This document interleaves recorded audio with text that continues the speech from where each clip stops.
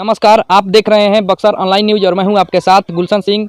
बिहार विधानसभा चुनाव को लेकर राजनीति में सरगर्मी हो गई है। विधानसभा चुनाव को लेकर जितने भी प्रत्याशी हैं सभी अपने अपने चुनाव क्षेत्र में प्रचार प्रसार कर रहे हैं।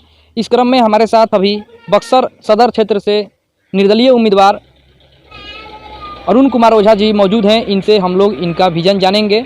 ये काफ़ी बुजुर्ग हैं और किस सोच के साथ ये चुनाव में उतरे हुए हैं ये सब हम लोग जानकारी लेंगे। सबसे पहले तो हम आपका स्वागत करते हैं। आपका भी, आपके चैनल का भी। जी, आप एक बुजुर्ग हैं, अपने जीवन में कई चुनाव आपने देखा होगा, तो आपको क्यों ऐसा लगा कि आपको इस चुनाव में उतरना चाहिए? सवाल है कि पहली बात तो कि मैं बुजुर्ग नहीं हूँ, मैं उस जिला से हूँ जहाँ वीर कुंवर सिंह ने 80 बरस की अवस्था में तलवार उठाई थी। तो वीर बाग में 80 बरस जब होता है तो जवानी आती है।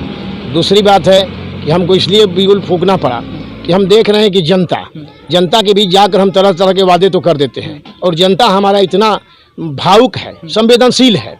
इस संवेदनशीलता का नाजायज फायदा ये राजनीतिक दल या नेता लोग उठा रहे हैं। अभी आप देखिएगा, अगर मोटरसाइकिल का स्टैंड गिरा हुआ हो तो उस समय कोई भी किसी भी धर्म का, किसी भी जात का आदमी होगा, वो सीधे कहेगा भैया स्टैंड उठा लीजिए। यानी हम बहुत संवेदनशील हैं और इसी हमारी संवेदनशीलता का नाजायज फायदा ये लोग उठाकर और लोगों को गुमराह करके 5 वर्षों तक राज भोगते हैं। आज यही हमको क्षेत्रों में देखने को मिला। तमाम लोग कहते हैं कि आप भी तो उसी तरह होइएगा जो उड़ कर चले जाइएगा, 5 साल भेंट नहीं होगा। आपका चुनावी विजन क्या है? हमारा चुनावी विजन है कि हम जनता के बीच सेवा के भाव, स्वास्थ्य सेवा में रहते हुए जितना सेवा किए उसके साथ ही हम जनता के अब आम सेवा करना चाहते हैं। चूँकि हम तो एक सीमित थे, स्वास्थ्य सेवा में काम करते थे, लेकिन अब हमारी इच्छा है कि तमाम जनता का हम वैसे सेवा करें जिसके लिए हमारे आइकॉन नागेंद्र नाथ ओझा जी हैं कि कम से कम जनता ये कहे कि अगर बक्सर में विकास हुआ है तो अरुण ओझा ने किया है।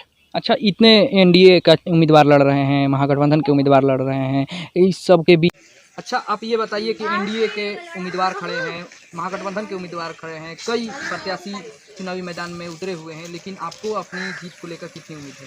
हमको जीत के लेकर इसलिए उम्मीद है कि हम जितने हैं तमाम जनता के, हम दिलों में कहें ना कि राज करना चाहते हैं और दिलों की बात मैं करना चाहता हूँ। मेरे तमाम लोग जिनके पास मैं जा रहा हूँ, तमाम लोगों की यही इच्छा है कि आते तो सभी हैं लेकिन फिर दोबारा आते नहीं। और आप चूँकि क्षेत्र के हैं, आपका हम लोगों ने संघर्ष देखा है। आप लोगों ने आपने ज़मीन स्तर पर लड़ाई की है।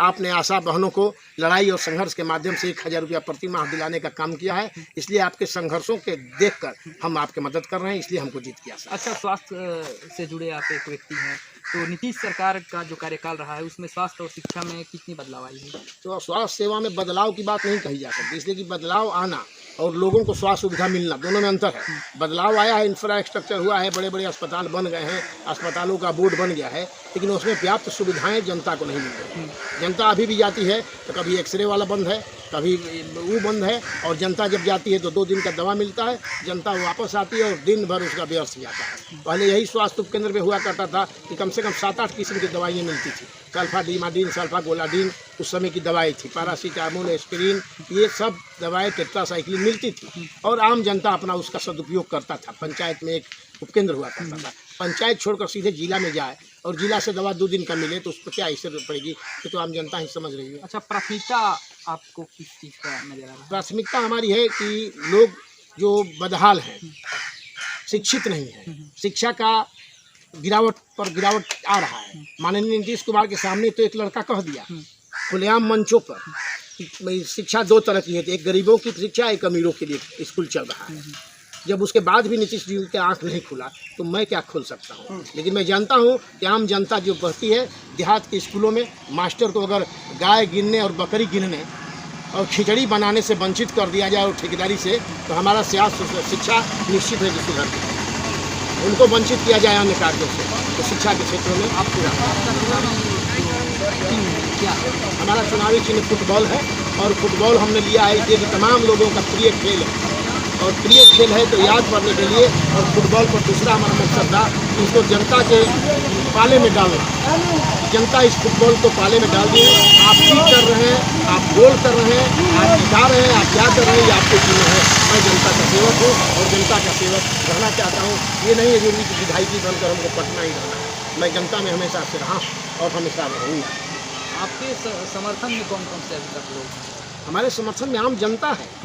अगर पार्टी और दुनिया का टिकट रहता तो फिर निर्दलीय हम क्यों लड़ते? हम पार्टी के गुलाम होकर रखना नहीं चाहते हैं। जिस तरह जनता स्वतंत्र है उसी तरह हम भी स्वतंत्र रहना चाहते हैं। स्वतंत्र होकर ही आपसे बात। हाँ, स्वतंत्र होकर सेवा करेंगे। जी, एक बात और जानना चाहेंगे कि कई लोग हैं जो निर्दलीय जीतकर पार्टी को समर्थन देते हैं, तो अभी तो आप निर्दल लड़ रहे हैं, बाद में क्या करेंगे?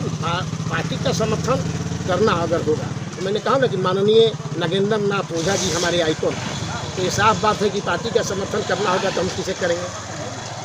हम ऐसे लोगों को कभी नहीं कर सकते हैं जो देश हित में नहीं हो, राज्य हित में नहीं हो और जनता के हित में नहीं हो। और वैसे तो मैं समर्थन की बात सोच भी नहीं सकता हूँ। मैं तो स्वतंत्र रहना चाहता हूँ और जनता का केवल जनता के बीच रहकर सेवा करना चाहता हूँ।